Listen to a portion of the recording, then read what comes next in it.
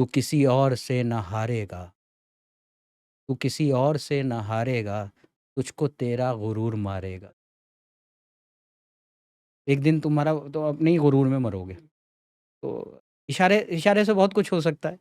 नाम लेने की ज़रूरत नहीं होती, इशारा कर दीजिए बस। एक बार समझदार को इशारा ये काफ़ी है। भाई साहब बैठे हैं, इनको मैंने बोला एक शेर सुनाऊँ तो कहते हैं ओके। तो मैंने बोला ये है नई जनरेशन, शेर सुनाओ तो इरशाद भाई कहते हैं ओके। क्या होता है, क्यों होता है, कोई पाता है, कोई खोता है। नमस्कार, मेरा नाम है सुशील सिंह और आप देख रहे हैं इक्वलेस। आज हमने अपने शो पे हमारे ही पड़ोसी जो हमारी सोसाइटी में रहते हैं, एक शायर हैं। अच्छे मतलब शायर कोई बन जाता है, ठीक है? पर जो अच्छे शायर होते हैं, उनमें से एक हैं। कैसे हैं आप भाई? बहुत-बहुत शुक्रिया, बहुत यहाँ बुलाने के लिए अपने शो पे। अ मैं फ़ॉलो भी करता हूँ आपका शो। पेशे से मैं इंजीनियर हूँ वैसे। मैंने अच्छा। बैचलर इन इंजीनियरिंग करी सिविल इंजीनियरिंग से, हुँ, हुँ। और उसके बाद से फिर मैंने एमटेक स्ट्रक्चर्स किया एएमयू से। और बस उसके बाद से नौकरी करी, सीमेंस में करी, एयरटेल में करी, टाटा टेली सर्विसेज़ में करी। उसके बाद फिर मैं यहाँ पर एक कंपनी से एसोसिएट हो गया जो कि नोएडा में ही है, टीएनएस के। अच्छा। और तब से वही सफ़र चल रहा है, उसी में आगे बढ़ते गए। धीरे-धीरे प्रोजेक्ट मैनेजमेंट में आ गए, कोर इंजीनियरिंग से। और इंजीनियरिंग तो पीछे छूट गई, बिज़नेस देखने लगे। और नोएडा में ही रहते हैं जैसा आपने बताया, 2 बच्चे हैं। बेटा मेरा बिट्स पिलानी से इंजीनियरिंग कर रहा है, बेटी अभी स्कूल में है। वाइफ़ मेरी एमबीबीएस और पोस्ट ग्रेजुएशन उसने साइकियाट्री में किया है, डॉक्टर है पेशे से। बस छोटी-सी फैमिली है, जिसमें अब बेटा भी नहीं है, वो हॉस्टल में है। और अपना एक रूटीन सुबह से शाम तक का सफ़र है जो ऑफ़िस में गुज़रता है, या कभी मीटिंग्स में हिंदुस्तान भर के चक्कर लगते रहते हैं। और बाकी वक़्त में जैसा आपने बताया, थोड़ी बहुत उल्टी-सीधी, टूटी-फूटी लिख लेता हूँ, जो कि मेरे अपने लिए वो स्ट्रेस बस्टर है। अच्छा। वो स्ट्रेस बस्टर का काम करता है। हुँ, हुँ। एंड इन सबको एक जगह कहीं सँजो के रखा हुआ है। और थोड़ा-सा जिसको आप कहते हैं परिपक्व हो जाएँगे तो उनमें और करेक्शंस करके उसको थोड़ा और निखार ला के उसमें फिर कभी किताब पब्लिश करेंगे इनकी। काफ़ी लिख रखी हैं। अच्छा। ये शौक बचपन से था। और लिखने का मुझे याद पड़ता है जब मैं क्लास 3rd या 4th में था तो टूटी-फूटी तुकबंदी तभी करता था। अच्छा, ये अच्छा, शौक तब अच्छा। का है। धीरे-धीरे वक़्त के साथ जब आप प्रोफ़ेशनल लाइफ़ में आ जाते हैं तो ये सब इनको परस्यू नहीं कर पाया। हाँ, हाँ। और अभी क्या हुआ जब कोविड था और लॉकडाउन लगा, तो ये शौक फिर से जागा, हाँ, हाँ, हाँ। क्योंकि तब आपके पास कोई ज़्यादा काम नहीं था। हाँ, हाँ। आप मेंटली फ्री थे, और जब आप मेंटली फ्री होते हैं तब सोच आती है। हाँ, हाँ। नहीं तो ज़हन के पीछे आपके बैक ऑफ माइंड तो ये चलता रहता है कि अभी ये करना है, अभी वो करना हाँ, है, आप हाँ। उसी में फँसे रहते हैं। सॉरी। थिएटर्स का भी शौक रहा है, और कॉलेज तक तो किया है, लेकिन फिर वही 99 के फेर में पड़ गए तो तब पीछे रह गया। अब तो आई डोंट नो मैं तो मुझे एक्ट ऐसा कर भी लगता है कि पाऊँगा कि जैसे नहीं कर पाऊँगा। शायरी और कविताएँ जो लिखने का होता है, मुझे लगता है ये जैसे कोविड वायरल फीवर था, इसका वायरस होता है। बहुत ही कम लोगों को बचपन से ही चालू हो जाता है, मुझे ऐसा हाँ, ये लगता है। था तो बचपन से, लेकिन क्योंकि मेरे father is not no more there. तो उनका वो भी टेक्निकल बैकग्राउंड के थे, इंजीनियर थे यूपी जल निगम में। तो वैसा वाला लिटरेचर वाला माहौल रहा नहीं। हुँ, हुँ, हुँ। तो शायद कोई उस वक़्त समझ नहीं पाया। हाँ, हाँ। हम तो बच्चे थे, हाँ, हाँ। तुकबंदी करते थे। हाँ, हाँ, हाँ। तो बट ठीक है, जो हुआ अच्छा हुआ। I mean I am thankful to God कि ज़रूरत ज़्यादा दे रखा है। हाँ, हाँ। नहीं, नहीं बट मुझे जो ये लगता है कि जो लोग भी शायर बनते हैं या कवि बनते हैं, जी। उसमें मैंने सुना है 1000 साल का जो एक्सपीरियंस अगर आपके मेंटली नहीं है, तो फिर क्या है कि वो डेप्थ नहीं आ पाती। इस पे आपका क्या कहना है? अ, देखिए, आई मीन शुरुआत तो सब शौक से होता है, और ये अभी भी शौक है, ये कोई प्रोफ़ेशन तो है नहीं, और ना मैं हुँ, ये दावा करता हूँ कि मैं बहुत अच्छा लिखता हूँ या ये तो शौक है।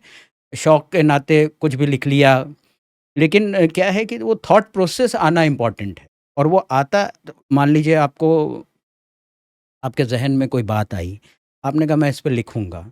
अब लिखने के लिए आपकी वोकैब्युलरी बड़ी बड़ी रिच होनी चाहिए।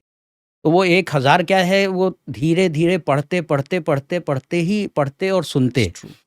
आपकी वो एनरिच होती है हुँ, हुँ, वोकैब्युलरी। हुँ, हुँ, अब वो वोकैब्युलरी ऐसा नहीं है कि कोई भी किसी को भी आ जाएगी, वो पढ़ने से ही आती है।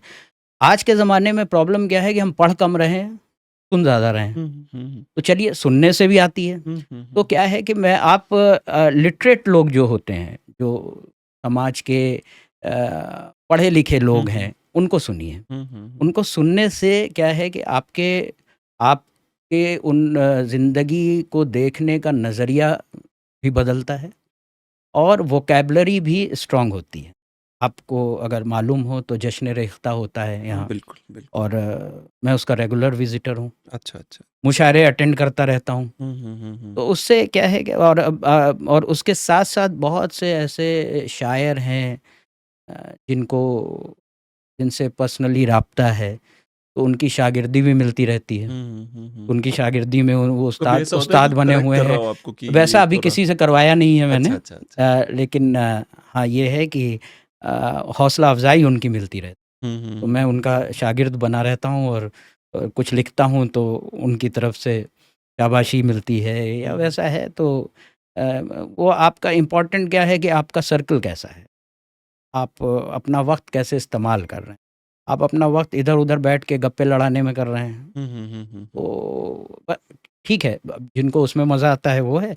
लेकिन ये चीज़ें तो अच्छी सोबत में रहने से ही आप एक शायर या तो सबसे बड़ी क्रिटिक कौन है? मेरे सबसे बड़ा क्रिटिक मेरी पत्नी है। नहीं, अनफॉर्च्युनेटली क्या है, फॉर्च्युनेटली भी कह सकते हैं आप कि मेरी मेरी पत्नी का रुझान इस तरफ बिल्कुल नहीं है। अच्छा, तो अच्छा, तो वो क्रिटिक हो ही नहीं सकती। अच्छा, अच्छा, अच्छा, तो अच्छा। वो बेचारी अपने पेशेंट्स और अपने अपने तो नहीं कामों में ही आप लगी रहती सुनाते है। नहीं उनको कि अरे सुनाता यार हूँ, सुनो एक सुनाता नया हूँ, वाला सुनो सुनाता हूँ, यार। सुनाता हूँ, सुनाता हूँ, सुनाता हूँ और क्रिटिक तो आप क्योंकि अभी महफ़िलों में ऐसे पढ़ा नहीं है कभी तो आप नहीं कह सकते कि क्रिटिक या किसी ने कोई करेक्शन हाँ, 1-2 अच्छे एस्टेब्लिश्ड शायर हैं उन्होंने 1-2 बार म करेक्शंस करवाए हैं, अच्छा। ये मैं मानता हाँ, हाँ, हाँ। बढ़िया। क्योंकि मेरे साथ क्या होता है कि मैंने कोई किताब खत्म करी, किताब पढ़ के अभी भी हटा हूँ मैं, तो अपनी पत्नी से डिस्कस करूँगा, पता है इस किताब में ये लिखा हुआ है। तो मेरी पत्नी कुछ नई बात बताएँगी उसमें, "ये सोचा तुमने?" बोला, "यार तुमने ना किताब पढ़ी, ना तुमसे मतलब, ना तुम लिटरेचर पढ़ती हो।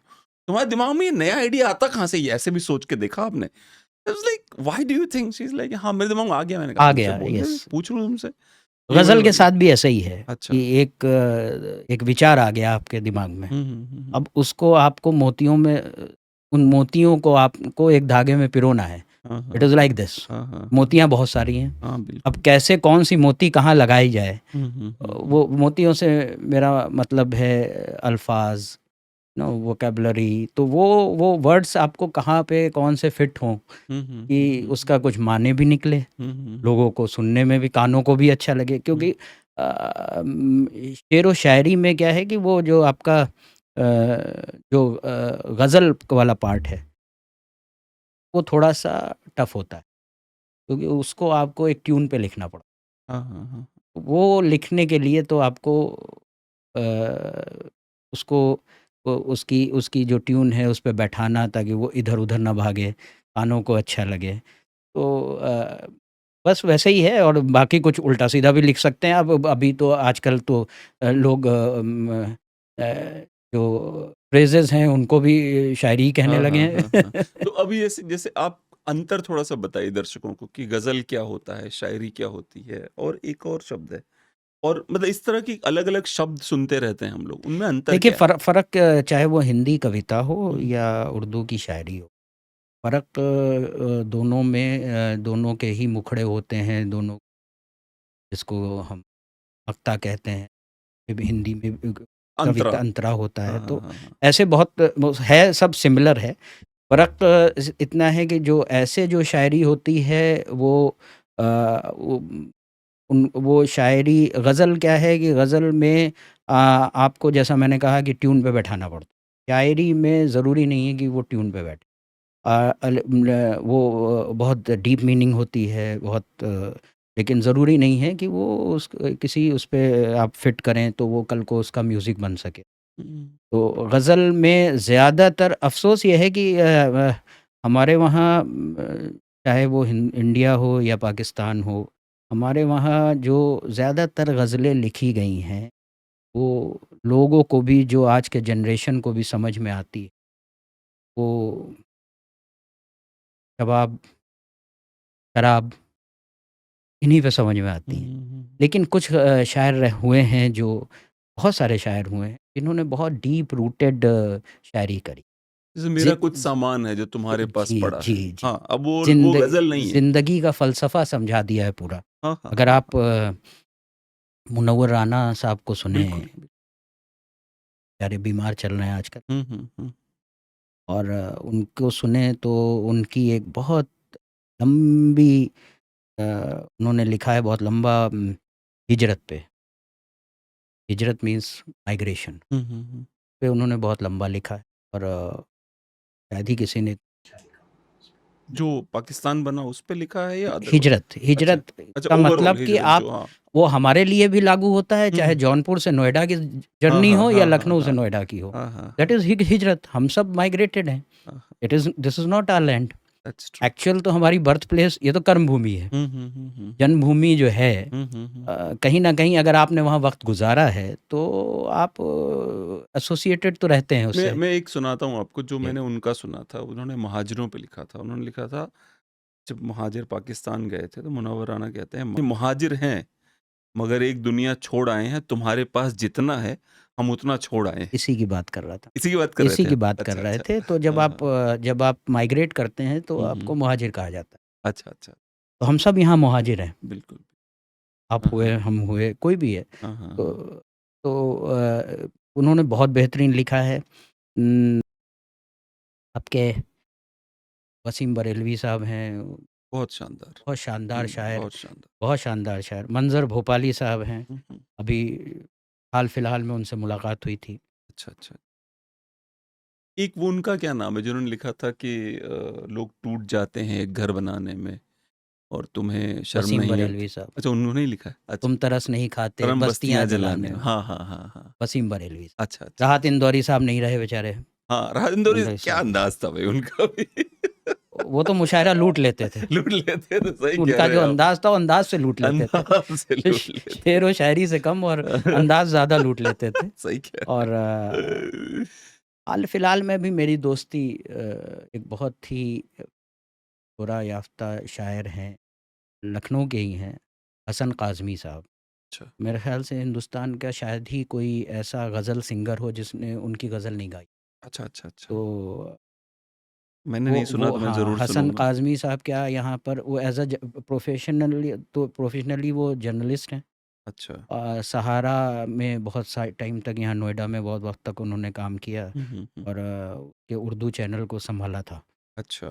लेकिन अब वो फुल टाइम वहाँ शिफ्ट हो गए हैं लखनऊ, और तो उनसे मेरी अभी कल भी उनका एक मुशायरा है, अच्छा। यहीं दिल्ली में, ऐवान अच्छा। गालिब में। अच्छा। तो तो वो मैं उनसे जाता हूँ, उनसे मुलाकात होती है तो अच्छा लगता है। पढ़े-लिखे लोगों के सोहबत सही में कह मैं रहे हैं। और ये अ, इससे आपका अपना बिहेवियर और आपका अपना बोलचाल, बिल्कुल। बोलने का अंदाज़, बात हुँ। करने का अंदाज़, और कितना कैलिब्रेटेड होना चाहिए कि ऑफ़ेंसिव ना लगे। हुँ। तो वो सब तो सीखने को मिलता है। अच्छा कितना अंतर है इन दोनों बातों में कि किसी भी बात को 4 तरीके से कहा जा सकता है। बिल्कुल। एक है आप अपफ्रंट बोल सकते हो, एक है आप उसको आप भाषा में डुबो के बोल सकते हो, एक ही बात को अलग-अलग तरीके से बोला जा सकता है। आप किसके पक्ष में रहते हैं? अब मेरे ये सवाल गायब हो गए। अब मैं आपसे देखिए, डायरेक्टली कोई देखिए, सवाल नहीं देखिए, है मेरे देखिए, पास। मैं बताऊँ आपको, अ, एक जब जवानी की गर्मी रहती है, हाँ। तो ये चाय फ़ेज़ेज़ भी चाय पी लीजिए। फ़ेज़ेज़ वाइज़ चेंज ठंडी हो होते जाएगी। रहते हाँ, हैं ये। हाँ। ये फेज़ वाइज़ चेंज होता रहता है, जो आपने पूछा। तो जब जवानी गर्मी होती है तब तो आप अपफ्रंट बोल देते हैं, आप नफ़ा नुकसान नहीं सोचते। हाँ, हाँ, हाँ, हाँ। आप जैसे-जैसे मैच्योर होते हैं, तो आप फिर कैलिब्रेटेड बात करते हैं कि इससे मेरा नुकसान तो नहीं होगा ये बोलने से। आप सोचते हैं कि इसके प्रॉस क्या हैं, इसके कॉन्स क्या हैं, तो आप उसके हिसाब से बात करते हैं। और मैच्योर होते हैं जब, तो आप सोचते हैं कि छोड़ो, मैं क्यों टेंशन, बेकार में जो है जिस हालत पे, इसको छोड़ दो, इससे क्या बहस कर। तो अच्छा, चुप-चुप रहने में ही भलाई है। कई कई सवालों के उसमें जवाब भी मिल जाते हैं आपको। जैसे कुछ सवाल ऐसे हैं कि हम सोचते हैं ना कि एक्स वाई जेड व्यक्ति कुछ क्यों नहीं बोला किसी एक्स वाई जेड मुद्दे पे। तो उसमें जो बात हमारी समझ में नहीं आती, चूंकि हम यंग होते हैं, तो हमें ये समझ में नहीं आता कि एक्स वाई जेड व्यक्ति वो सोच के, उसको बोलने के बारे में सोच के, उसके फ्यूचर के कॉन्सिक्वेंसेस सोच के एग्ज़ैक्टली, चुप हो गया, उसने बिल्कुल सही कह छोड़ो। रहे हैं आप, बिल्कुल सही कह रहे हैं। क्योंकि उसका, मैंने कहा ना, आप नफ़ा-नुकसान तौलते हैं। आप मतलब अपना चलता हुआ काम-धंधा या फैमिली, उनको क्यों आप बेकार में बोल के परेशानी में डालना चाहते हैं? उसका कुछ भी हो सकता है। वो आपके बिज़नेस कॉन्सिक्वेंस। पे अफ़ेक्ट कर हाँ, सकता हाँ। है, वो आपके फैमिली पे अफ़ेक्ट कर सकता है। तो बेहतर है कि आप चुप ही रहें और अपना काम करते रहें ईमानदारी से, हम्म। बेहतर है। हाँ, लेकिन जो लोग बोलते हैं उन्हीं को फिर आप क्रांतिकारी कहते हैं। बिल्कुल। और ऐसे लोगों की भी ज़रूरत है। जब आप बोलने की बात कर रहे हैं, तो मैं पहले जिस जो फ़ेज़ में बात कर रहा था, वो 1 टू 1 आप बैठे हैं, तो मुझे लगेगा कि इन सुशील जी को मैं क्यों बोलूँ, बुरा मान जाएँगे, छोड़ो। हाँ, हाँ, हाँ, हाँ, हाँ। मैं वो वाली बात कर रहा हाँ, था। हाँ, हाँ। अब आप जिस पे आ गए, आप वो सोसाइटी, समाज की, समाज हाँ, पे आ हाँ, गए। समाज तो पे। समाज के लेवल पे तो मेरे हिसाब से ज़रूरी है, हुँ, बोलना ज़रूरी है, and that is democracy. That's true. जिस दिन आपने बोलना बंद कर दिया, हुँ। उस दिन तो क्योंकि फिर सभी खत्म लोगों हो की जाएगा। अपनी-अपनी डेमोक्रेसी भी सबकी अपनी-अपनी हो गई है। डेमोक्रेसी की परिभाषाएँ भी सबकी अपनी-अपनी है। देखिए, डेमोक्रेसी का मतलब ये है कि it is, what is democracy? Constitution आपको जिन चीज़ों की आज़ादी देता है, वही डेमोक्रेसी। आप उससे बाहर हट के कोई काम नहीं कर सकते। That's true. डेमोक्रेसी का मतलब ये नहीं है कि आप किसी को सड़क चौराहे पे खड़े होके गाली गलौज, ये नहीं है। हुँ। आप अपनी बात को एक बेहतर अंदाज में रख सकते हैं। आप अपना पर्सपेक्टिव, आप आज़ाद हैं रखने के लिए, लेकिन एक बेहतर अंदाज में, कि सुशील जी को ऑफेंसिव ना लगे। पर मुझे एक और बात बताइए, जैसे इस बेहतर अंदाज़ के बारे में, एक ऑस्ट्रेलिया में मेरा जूनियर है जो वहाँ काम करता है। तो मैंने उसको बताया कि किस प्रकार से हमारा चैनल धीरे-धीरे ग्रो कर रहा है। तो वो कहता है कि सर एक बात बताइए, जब आप पढ़ाई करते थे, आप अच्छी बातें सीखते थे, कितना मन लगता था आपका? कहते सर गाली-गलौज करो, देखो कैसे आपका चैनल ऊपर जाता है। आप नहीं, उसका लॉजिक समझ रहे हो ना? हाँ, हाँ, हाँ। कह रहे पढ़ाई अच्छी बातें कौन सुनना चाहता है? पर मैंने कहा यार नहीं, यही वाली बात है, यही ऐसा नहीं है, जो प्रतिबद्ध है ऐसा नहीं है। वही क्यों लथपथ है? बड़ा सवाल यही है ना। एक बार मैंने सुना था कि जो प्रतिबद्ध है, जिसने अपने आप को अच्छाइयों में बांध रखा है, वही बेचारा परेशान भी सबसे ज्यादा वही है। ऐसा क्यों है? देखिए, मैंने आपको बताया था कि ये चीज़ें धीरे-धीरे जब आप मैच्योर होते हैं, उम्र के एक पड़ाव पे पहुँचते हैं, तब आपकी समझ में आता है कि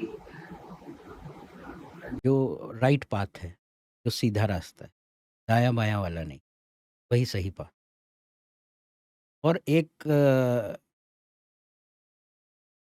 उम्र की एक दहलीज पे आके आपको भी ये एहसास होगा कि ठीक है यार, कहीं अब ज़िंदगी में थोड़ा-सा, ज़िंदगी की रफ़्तार पे थोड़ी-सी एक्सेलेरेटर कम किया जाए, हम्म, हम्म, और इसकी रफ़्तार को कम किया जाए। हम्म। बहुत तेज़ी से भाग रहे हैं, और उस भागने के चक्कर में हमें ये नहीं मालूम हम क्या सही कर रहे हैं, क्या गलत कर रहे हैं। हम्म, हम्म। तो आप सोचने पे मजबूर होते हैं। फिर आपको लगता है कि अब कितने दिन की ज़िंदगी बची? जब इतने ही दिन की ज़िंदगी बची है, तो क्यों गलत तरीके और गलत मीन्स अपनाए जाएँ? अच्छा, गलत भी नहीं, मैं ये और कह रहा हूँ भाई कि कई बार क्या होता है, गलत भी नहीं चाहिए। कई बार सोचता है इंसान की थोड़ी सी है अपने परिवार साथ बिताते हैं, छोड़ो ना, कहाँ फालतू में। एग्ज़ैक्टली, आपको जितने लोग, देखिए ऐसा है कि देयर इज़ नो, आप सही और गलत, ये ऐसा नहीं हो सकता कि आप थोड़े से सही हैं, थोड़े से गलत हैं। ऐसा तो नहीं हो सकता ना, आप या तो सही हैं या गलत हैं। दोनों में से एक हो सकता है। जितने लोग आज भाषण देते हैं करप्शन के अगेंस्ट, आप किसी से पूछ लीजिए, अपने दोस्त से पूछ लीजिए सबसे करीबी, कि कभी चालान कटा है और नहीं कटवाने की बजाय आपने पैसे दे के छूट गए हो आप। Is it not a corruption? Corruption यहाँ शुरू होता है। जातिवाद के खिलाफ सब बोलते हैं पर ना अपनी बेटी की शादी करना चाहते हैं ना उनकी बेटी लाना चाहते हैं। 95% शादियां गोत्र तक सेम देख के होती हैं कि गोत्र भी सेम होना चाहिए। आप समझ रहे, और ऐसा नहीं है कि हमारा देश तो एक वाहिद मुल्क निकला है जो बाहरी अच्छे धर्म आए ना उसमें हमने जातियां निकाल ली। हुँ, इस्लाम में हमारे यहाँ पे जातियां आ गई, आ गई। जबकि बाकी ऐसा कोई इस्लाम में कॉन्सेप्ट है जातियां नहीं थी। नहीं है। हम तो ऐसे लोग हैं, हमने इस्लाम में जातियां ढूंढ निकाली, और हम अलग लोग हैं भाई, हमारा अंदाजा ही अलग है बिल्कुल। होता क्या है कि आप कोई भी रिलीजन हो, वो धीरे-धीरे आके उसी ज्योग्राफिकल बाउंड्रीज़ में ढल जाता है। हाँ हाँ हाँ तो जैसे आपने कहा इस्लाम, तो हम्म यहाँ पर जाति की प्रथा पहले से थी, हम्म। तो वो फिर कोई बच कैसे सकता था? फिर ये वाली कोई भी बात है ना रिलीजन।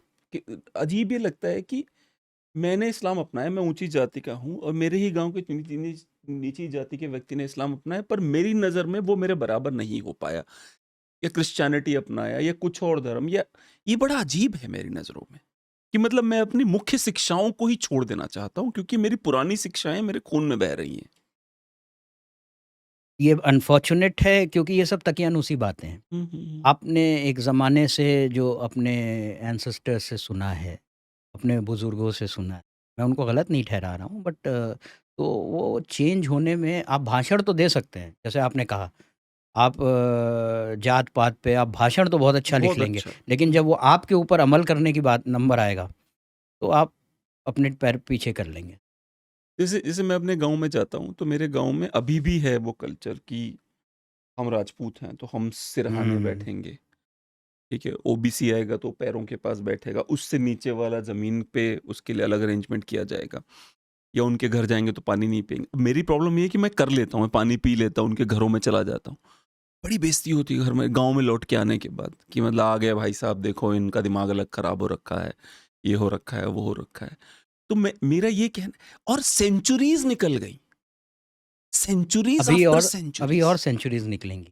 क्यों? लेकिन हाँ, ऐसा भी नहीं है कि नज़रिया नहीं बदला है, हाँ ऐसा नहीं है। हाँ आप आज से 100 साल पुराना हिंदुस्तान देखें, आज का फ़र्क है, ऐसा नहीं है, हाँ फ़र्क हाँ। हुआ है, सोच में फ़र्क, लेकिन ये बड़े जनरेशनल चेंजेज़ हैं, बहुत जनरेशन्स लगती हैं इनको चेंज।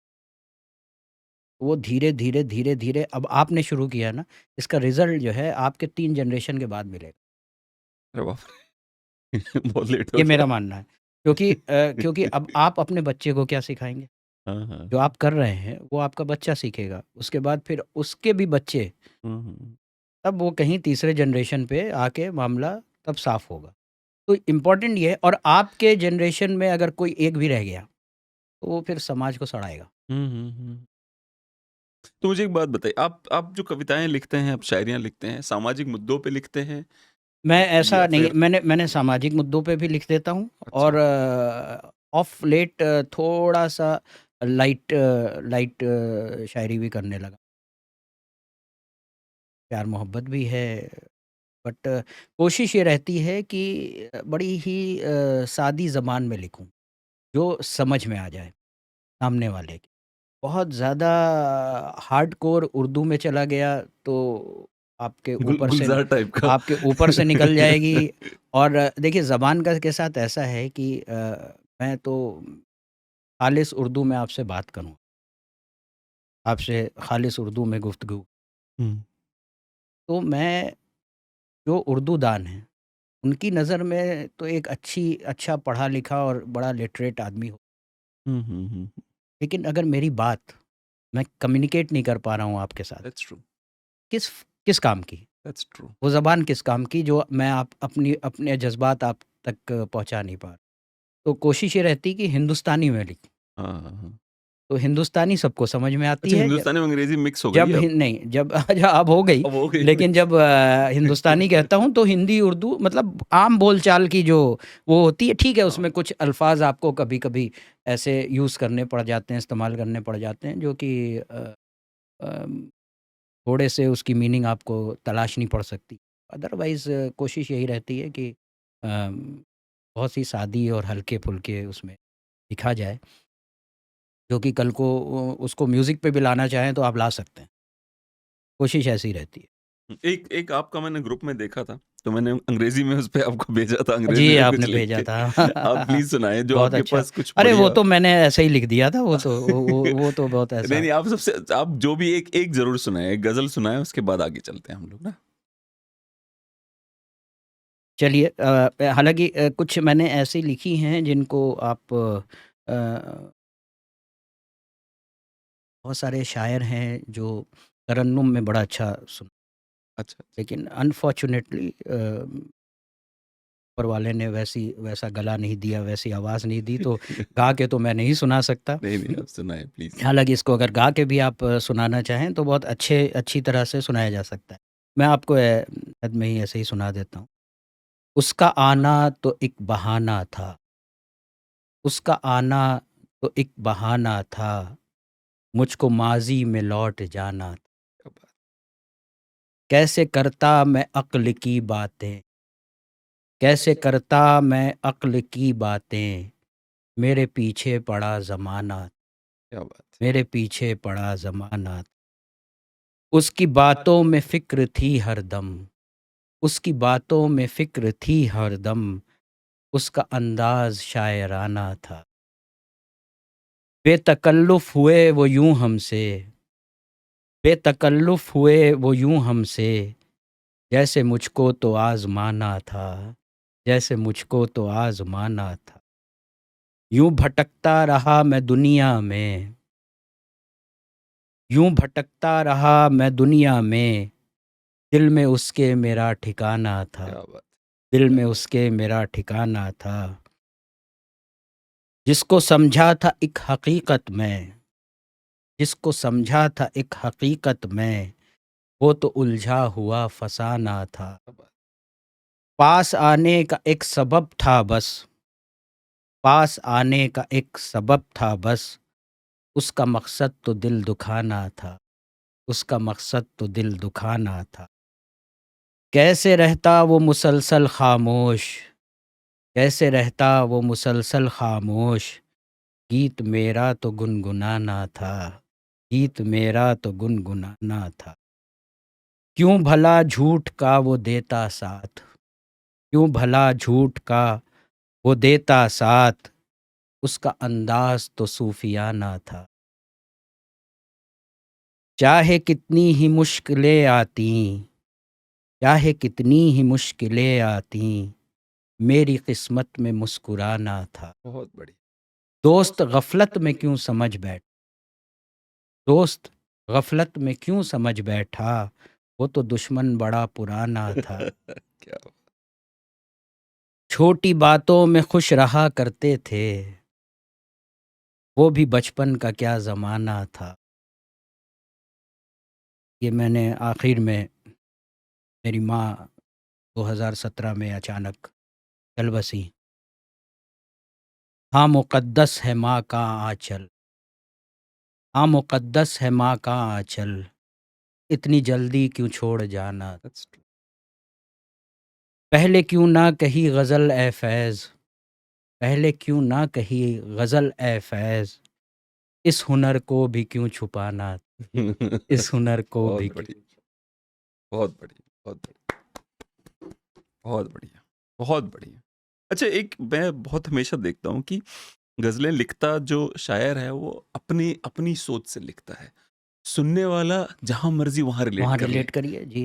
है ना? हमें उस हम हाँ। जब स्कूल में आपको याद होगा हुँ, हुँ, तो हुँ। आता था ना कि कवि क्या कहना चाह रहा है। हाँ, हाँ, अब हाँ। वो सब लोगों का अपना-अपना, अपना-अपना होता अगर है। अगर अगर आप बच्चों को रटा नहीं रहे हैं हाँ, और उन्हें हाँ, ये हाँ। खुली छूट दे हाँ, दें हाँ, कि हाँ। वो अपने से लिखें कि कवि क्या कहना चाह रहा हाँ, है, हाँ, हाँ। तो आपको 50 तरह के उसके इंटरप्रिटेशन मिलेंगे सही बात है। कि कवि कहना क्या चाह रहा जो हमारे देश में शिक्षा पद्धति है, उस पे आपका क्या कहना है? क्योंकि मैंने देखा था कि जो स्पेशली अगर यूएस की बात करते हैं, यूरोप की बात करते हैं, तो मैंने यूरोप में एक बार 7वीं क्लास के एक बच्चे का देखा, तो उसको ये पूछा गया कि अकबर के ज़माने में, हमारे यहाँ के बारे में पूछा गया, अकबर के ज़माने में जो गाँव के लोग थे, वो कपड़े कैसे पहनते थे? उसके बारे में निबंध लिखो।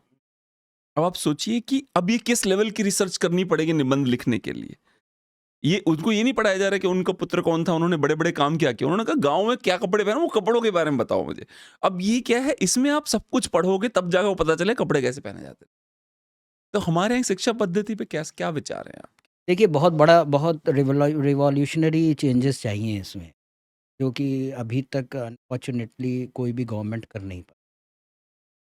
वही घिसा-पिटा एक ढर्रा चल रहा है, उसी में ऊपर-नीचे कर देते हैं, कभी कोई सब्जेक्ट को कंपल्सरी कर देंगे, कभी उसको हटा देंगे, कभी वो ग्रेडिंग सिस्टम आ जाएगा, कभी मार्क्स का सिस्टम आ जाएगा। बट सोचना ये होगा कि थोड़ा-सा इंडस्ट्री ओरिएंटेड चीज़ें होनी चाहिए। अब आप बच्चे को जैसे आपने कहा ये पढ़ाएँगे कि अकबर के बच्चों का नाम क्या था, हुँ, हुँ, हुँ। या ठीक है, वो उस वहाँ तक बड़े ठीक है, काम बताना ज़रूरी है, वहाँ पर तक वही ठीक नहीं है बताना जो चाहिए। वहाँ तक तो ठीक है वो, जहाँ तक देखिए 10th क्लास तक अगर आप बात करें, तो हुँ, हुँ। 10वीं तक के लिए तो ये सब चीज़ें ठीक है। हुँ, हुँ। आई अंडरस्टैंड, क्योंकि आपको नहीं मालूम कि आपको अपना क्या करियर चुनना है। हुँ। आपको ह्यूमैनिटीज़ में जाना है, आपको टेक्निकल जाना है, आपको डॉक्टर बनना है, इंजीनियर बनना है, क्या करना है। लेकिन 10वीं के बाद से तो आपके वहाँ चेंजेस हो जाते हैं। That's true.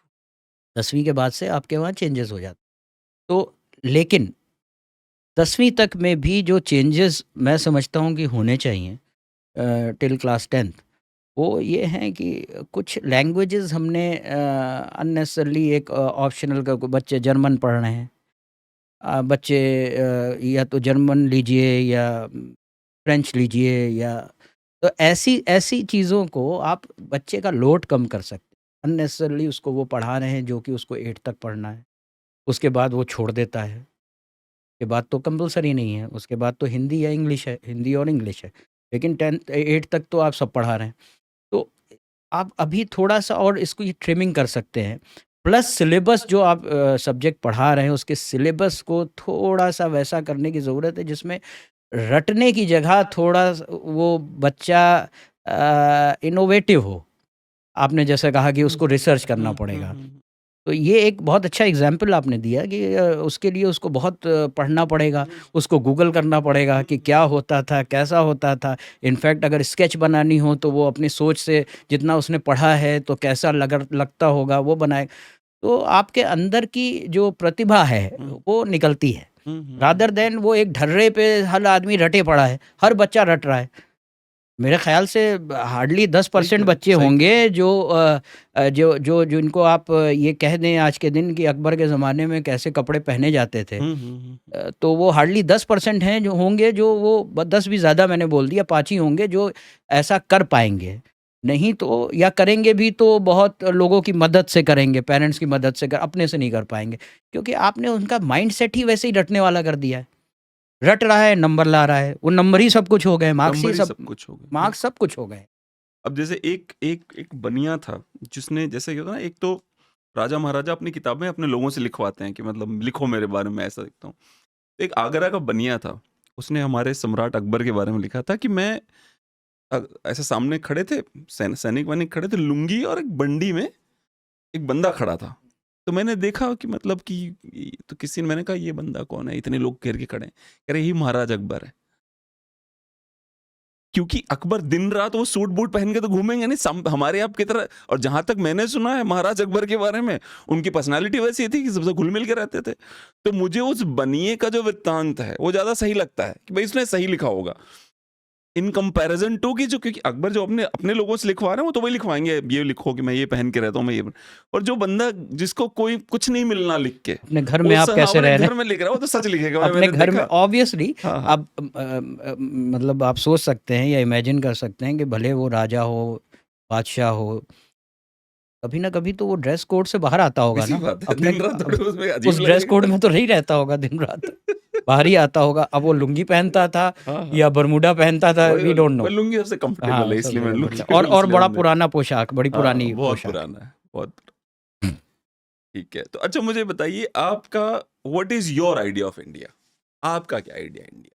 देखिए, मेरा मानना ये है कि मैंने मतलब दुनिया देखी, दुनिया बारे में समझा हूँ। हिंदुस्तान से अ, या आप कोई भी बाहर का कोई मुल्क पकड़ लें आप, मैक्सिमम वहाँ क्या एक रिलीजन फ़ॉलो होता है, भले वो डेमोक्रेटिक है या हम्म, वो कोई क्रिश्चियन नेशन नहीं है, बट एक मैक्सिमम एक रिलीजन होता है, एक ज़बान होती है, एक तरह का खान-पान होता है और ज़्यादातर जो उसकी उसकी उसकी ज्योग्राफी है वो एक ही जैसी होती है ऑलमोस्ट। हिंदुस्तान एक वाहिद मुल्क है, जहाँ पर समुंदर भी है, जहाँ पहाड़ भी हैं, बिल्कुल। यहाँ रेगिस्तान में भी है। आपको दुबई का मज़ा यहाँ रेगिस्तान में भी मिल हाँ, सकता हाँ, है, हाँ, अगर आपके पास वो फैसिलिटीज़ मिल हाँ, जाएँ हाँ, तो, हाँ, हाँ। है ना? नदियों की भरमार है, तालाब है, अब क्या नहीं है, जंगल है, सब कुछ है। और एक वाहिद मुल्क है जहाँ पर हर 100 किलोमीटर पे ज़बान बदलती है, बिल्कुल। हर 100 किलोमीटर। हुँ। आप यहाँ से जौनपुर तक जाते होंगे, हाँ, हाँ, डायलेक्ट बदल जाता होगा, बिल्कुल बदल जाता है। बिल्कुल, हर जगह है बदल ना? हाँ, ये हाँ। यहाँ वेस्टर्न यूपी से आप चलते हाँ, हैं, हाँ, हाँ। तो खड़ी बोली, हुँ। लखनऊ आते-आते तो थोड़ी-सी वो हाँ, हाँ, उसमें हाँ, उसमें हाँ। और नरमी आ जाती हाँ, है हाँ, हाँ। और आपके जौनपुर तक पहुँचते-पहुँचते हुँ। तो बिल्कुल ही नरम हो हाँ, जाती है हाँ, वो हाँ। ज़बान और मीठी हो जाती हाँ, है। हाँ, हाँ। इसके तो जो खड़ी बोली है या वो जो उधर की ईस्टर्न यूपी की ज़बान है, ये नहीं है कि आपको बड़ा अच्छा एक मैं मज़ेदार किस्सा सुनाऊँ। प्लीज़। मैं लखनऊ का रहने वाला, हुँ। इंजीनियरिंग के बाद से दिल्ली आया, सीमेंस में था, गुड़गाँव में। अब जब मेरा वास्ता यहाँ के लोगों से पड़ा, पहले मुझे ये नहीं समझ में आया ये मुझे डाँट रहे हैं या प्यार से बात कर रहे हैं। क्योंकि वो ज़बान हमने कभी वो हमारे कानों को वो ज़बान बड़ी अजीब-सी लगी। तू कर ले, हुँ। यहाँ आ, वहाँ जा। फिर मैंने देखा मैं प्रोजेक्ट्स में था। मैंने देखा कि मेरे जो कलीग हैं, मैं किसी कॉन्ट्रैक्टर से उसको कोई शेड्यूल दिया, उससे काम करवाना है, तो मैं बड़े उससे बात करता था, अच्छा कर दीजिएगा, इस हुँ। तारीख तक कर दीजिएगा, देखिए कोई मदद चाहिए तो बताइएगा, ये ऐसे बात करता। मैंने देखा मेरा काम नहीं होता, मेरे साथ के जो कलीग्स हैं उनका काम हो जाता है। तब समझ में आया कि ये भाई साहब ये लखनऊ अंदाज़ में तो काम नहीं होने वाले, कि कर दीजिएगा, हाँ, हाँ। हो जाएगा कि जबकि नहीं हो बहुत इज़्ज़त से जाएगा, बोल रहा हूँ बहुत मैं। इज़्ज़त से। वो इज़्ज़त नहीं समझ में आती इस लाइन में। तो आपको तो तू तड़ाक से बात करनी हाँ, पड़ेगी तब आपका काम होगा। हाँ, हाँ, तो एक तो वो सीखा, हाँ, इसकी हाँ। वजह से ज़बान हमारी ख़राब हो गई, हुँ। रहते-रहते वक़्त के साथ। हालाँकि कोशिश करता हूँ कि अभी भी लोग मिलते हैं तो पहचान लेते हैं कि आप लखनऊ का हाँ, से हाँ, हाँ, वास्ता है हाँ, हाँ। आपका जस्ट बिकॉज़ कि आपकी ज़बान वैसी है। अब हम हिंदुस्तान पे आते हैं तो देखिए मैंने वही कहा कि जो बाहर के मुल्क हैं, उनको मैनेज करना बहुत आसान है जहाँ एक ही तरह के रिलीजन है, एक ही तरह की डेमोग्राफ़ी है, एक ही तरह का खान-पान है, वो बड़ा आसान होता है। इंडिया को मैनेज करना, आप किसी बाहर वाले को आप जो बिडेन को ले आइए यहाँ पर बाइडेन को, और उससे कहिए हिंदुस्तान को 1 हफ़्ते मैनेज करके दिखाओ। मैं आपको बता रहा हूँ 1 दिन में कोलैप्स कर देगा वो, ये गारंटी है मेरी। इस वजह से कि इतने सारे या तो फिर डंडे से करते जैसे पहले हाँ, करते थे। हाँ। इतने सारे डिफरेंसेस होने के बाद खाने-पीने का, रहन-सहन का, आपके धार्मिक जो आपकी बिलीफ्स हैं उसके बावजूद त्योहार हैं। त्योहार हैं। ये मुल्क ये मुल्क में except 47 which was a design of Britishers, कोई कोई होता रहता है। देखिए आप एक घर में रहेंगे तो हुँ, एक ख़ानदान के अंदर आप हुँ। जानते होंगे कि लोगों का आपस में चलता रहे। बिल्कुल, तो आप कैसे एक्सपेक्ट कर सकते हैं कि इतने बड़े मुल्क में आपके बीच में डिफरेंसेस बिल्कुल, नहीं होंगे। बिल्कुल सीधी-सी बात। But when it comes on a national level तो we are one. That's true. इसमें कोई किसी को कोई शक नहीं होना हुँ। चाहिए। इट इज़ अब वक़्त के साथ-साथ देखिए सत्ता के खिलाफ जो लोग खड़े हुए, माओवादी हैं, आज तक चल रहा है उनका, हुँ। होता रहता है। या कहीं किसी की कोई डिमांड है, तो वो it is also a part of internal democracy. It's true.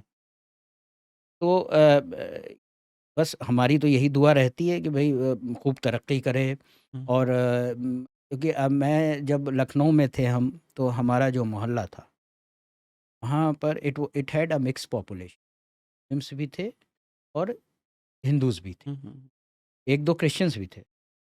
तो मुझे आज भी याद है कि ईद में, बकरीद में सब लोग बिना बुलाए, बगैर बुलाए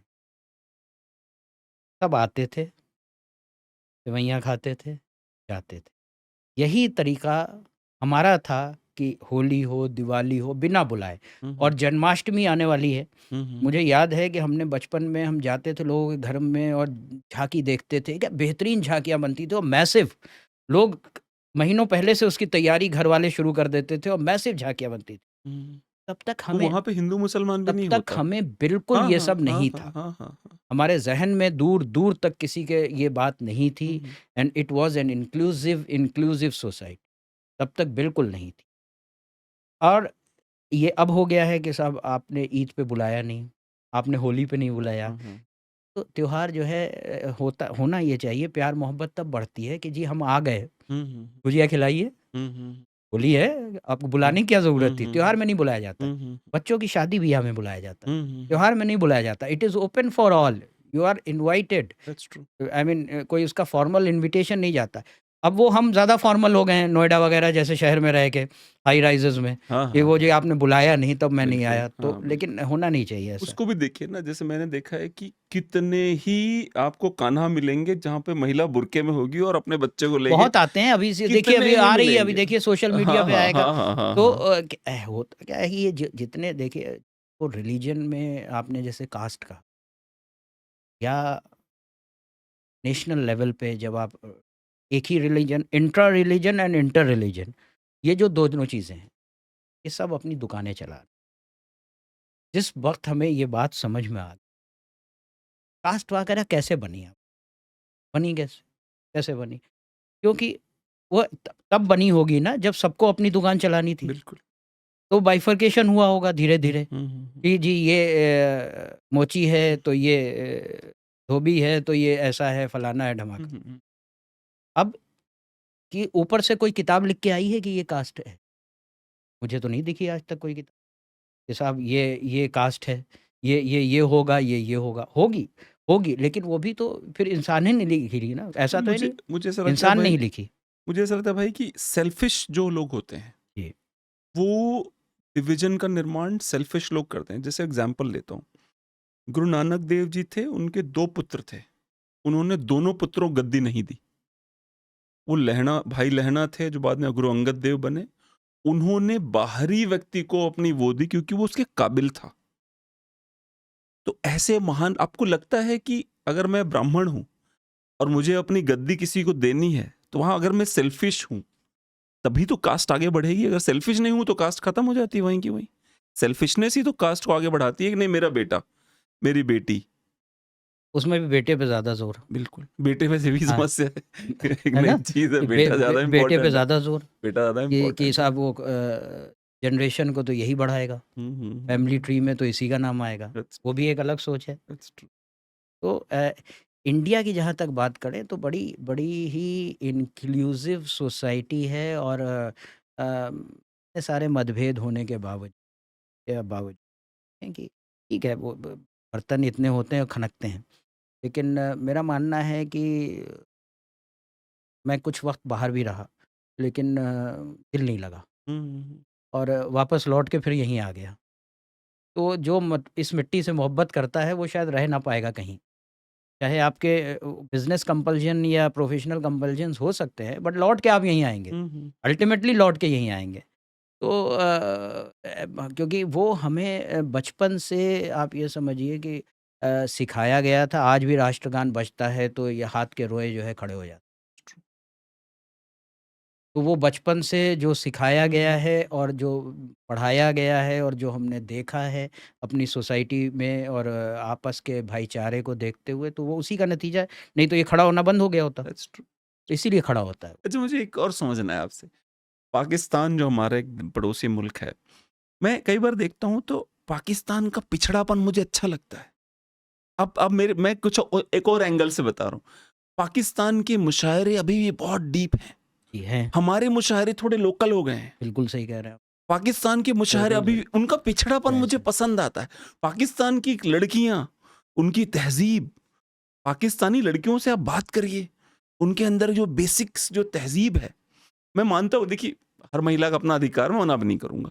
पर जो मुझे पसंद है, व्यक्तिगत जो मेरी चॉइस है, वो वही है कि पाकिस्तान के जो पिछड़ापन जो जिसको लोग कहते हैं ये पिछड़ापन है, मुझे वैसा पिछड़ापन पसंद आता है। जहाँ पे आपकी तहज़ीब हो, जहाँ मुशायरों के अंदर डेप्थ हो, जहाँ मुशायरों के अंदर एक बेसिक कल्चर दिखाई पड़े। आपका क्या कहना है इस पे? देखिए जो मुशायरे से शुरू करता हूँ मैं। प्लीज़। जो हिंदुस्तान में मुशायरे हो रहे हैं, बड़े कमर्शियल हो गए हैं, हुँ, हुँ, हुँ, हुँ। क्योंकि लोगों को भी की भी फीस बहुत हो गई है और उनको आपको भीड़ भी इकट्ठी करनी है। और भीड़ तब इकट्ठा होती है जब वो मुशायरा लोकल हो जाता है, हाँ, सेंसेशनलाइज़ हो जाए। सेंसेशनाइज़ हो जाए और एकदम सीधे आपको समझ में आए। हाँ, ये नहीं कि आप उसके बाद डिक्शनरी खोल के देख रहे हैं कि हाँ, ये क्या हाँ, था। हाँ, हाँ, हाँ। एक तो ये बात हुई। पाकिस्तान का में डेप्थ इस वजह से है क्योंकि वो उनकी अपनी ज़बान है, तो वो ज़्यादा बेहतर हमसे समझ सकते हैं क्योंकि हुँ, उनके बोलचाल में वही ज़बान है। हुँ, हुँ, हमारी बोलचाल में तो हिंदवी है, हुँ, हुँ, तो हिंदी और उर्दू हुँ, मिलके हमें हुँ, भी नहीं हुँ, पता हम हुँ, बोल क्या रहे हैं, कौन-सी ज़बान में हम आपसे बात कर रहे हैं। लेकिन उनकी ज़बान में अभी वो खालिस उर्दू है। हुँ, हुँ। हालाँकि उनका लहज़ा पंजाबी है, हाँ, हाँ। बट खालिस उर्दू है। अब क्या है कि पाकिस्तान का जो पिछड़ापन है, चाहे वो उसकी इकोनॉमी हो, चाहे उनका उनका दूसरे मुल्कों पे डिपेंडेंसी हो या उनकी अपनी पॉलिटिकल इंस्टेबिलिटी हो, इन सब को ये सब हम देखते हैं। लेकिन जब आप वहाँ के समाज को क्योंकि हमें तो बहुत वही दिखता है जो पिछड़ापन जिसको आप बिल्कुल, कहते हैं। बिल्कुल।